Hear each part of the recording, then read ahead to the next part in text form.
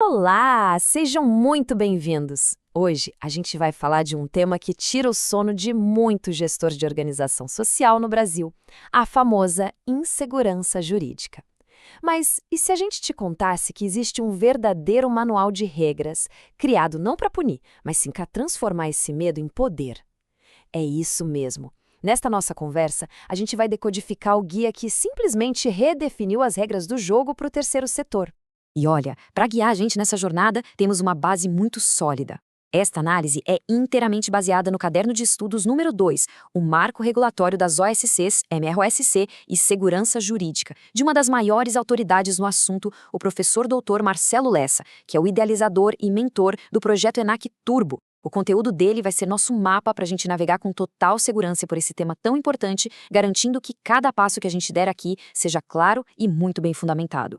E vamos combinar, essa frase vai direto na veia, né? Ela captura a essência daquele frio na espinha que pode paralisar uma organização inteira.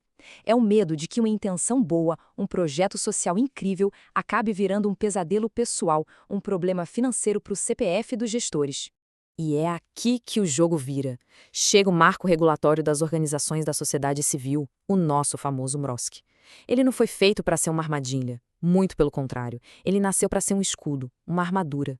E é exatamente esse mecanismo de proteção que a gente vai desvendar hoje. Para a gente entender como essa armadura funciona, a gente monta um roteiro bem claro. Primeiro, vamos entender a grande mudança de mentalidade que a lei trouxe. Depois, a gente passa para as ferramentas práticas de parceria, um caminho direto para conseguir financiamento, as regras de ouro sobre como usar o dinheiro e, para fechar com chave de ouro, os erros que precisam ser evitados a qualquer custo. Então, vamos começar pela base de tudo, pela mudança de paradigma. Como é que o setor saiu de um cenário de altíssimo risco para um ambiente de empoderamento, pensado justamente para dar segurança jurídica para as instituições que trabalham sério? Agora, o que é realmente poderoso de ver aqui é o contraste. Antes do MIROSC, as organizações tinham que operar na lógica dos convênios, sabe? Elas ficavam presas na lei de licitações, que é super rígida e totalmente inadequada, como se fosse uma repartição pública. Isso, na prática, paralisava tudo. O MIROC veio para resolver isso, criando um regime jurídico próprio, uma espécie de via expressa que entende a natureza do terceiro setor e foca no que de fato importa, proteger quem faz o bem e entregar resultados de verdade. Certo? Então, como é que essas parcerias funcionam na prática? A lei não oferece só um caminho, mas 3 ferramentas, 3 veículos legais diferentes. E saber qual deles usar é o primeiro passo para uma jornada segura e de sucesso. E essa tabela aqui ilustra a diferença de um jeito brilhante. A lógica é bem simples e fácil de memorizar, olha só. Se a ideia do projeto nasceu na organização, o instrumento ao termo de fomento. Agora, se a ideia partiu do governo que está procurando parceiros para executar uma política pública, aí é o termo de colaboração. E por fim, se a parceria não envolve repasse de dinheiro, só recursos como bens ou serviços, o caminho certo é o acordo de cooperação. Entender essa diferença é fundamental e já evita o primeiro grande erro de um gestor. Agora, a gente vai entrar numa das estratégias mais eficazes para captar recursos públicos. É um caminho que permite acessar verbas federais de uma forma direcionada, sem precisar competir naquele mundo de um edital público super amplo. E aqui está o fluxo, o passo a passo.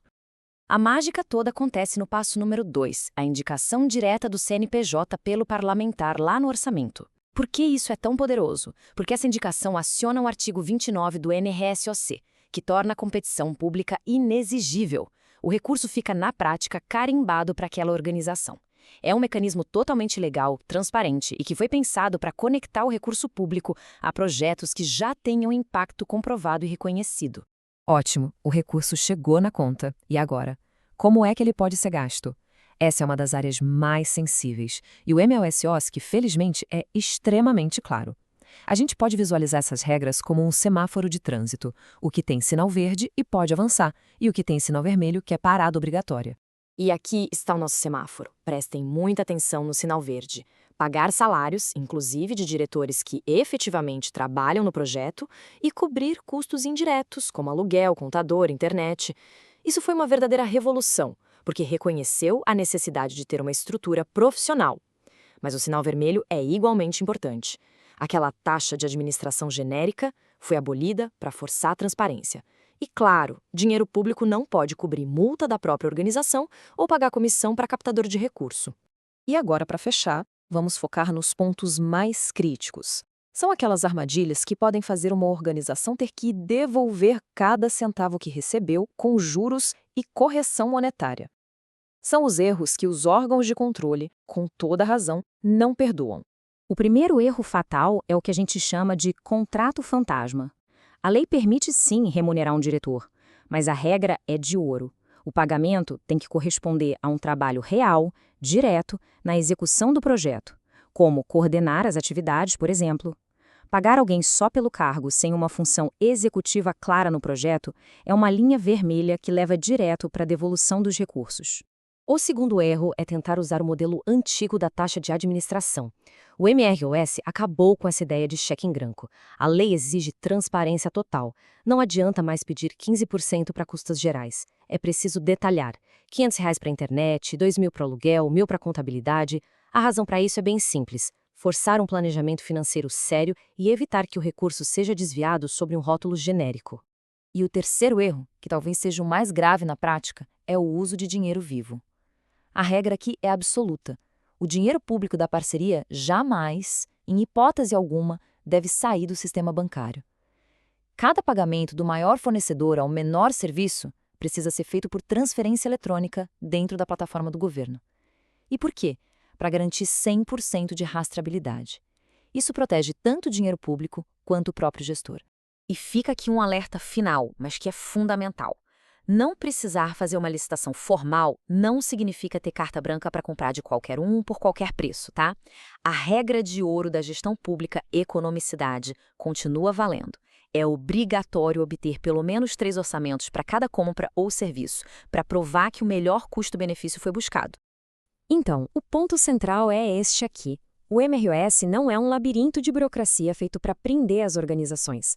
Ele é um mapa, um manual de voo para quem quer ir mais longe com segurança. E dominar essas regras é o que separa a gestão amadora da liderança de alta performance. E essa frase do professor Lessa resume perfeitamente a filosofia da lei. A transparência que o MROS exige não é uma obrigação chata, penosa. É a ferramenta que liberta o gestor para agir com segurança, para inovar e, principalmente, para focar no que realmente importa, a missão social da sua organização. E a gente termina com essa reflexão. Uma vez que o medo da caneta é substituído pelo conhecimento da lei, que barreiras ainda ficam no caminho para que uma organização alcance seu impacto máximo? A resposta está em transformar todo esse conhecimento em ação segura e transparente. Este podcast foi produzido a partir do conteúdo do projeto ENAC Turbo, sob a autoria e orientação do professor Dr. Marcelo Lessa. Se esse conteúdo te ajudou, não esquece de se inscrever no canal e ativar o sininho das notificações. Assim, o YouTube te avisa imediatamente assim que o próximo resumo for liberado. Até a próxima!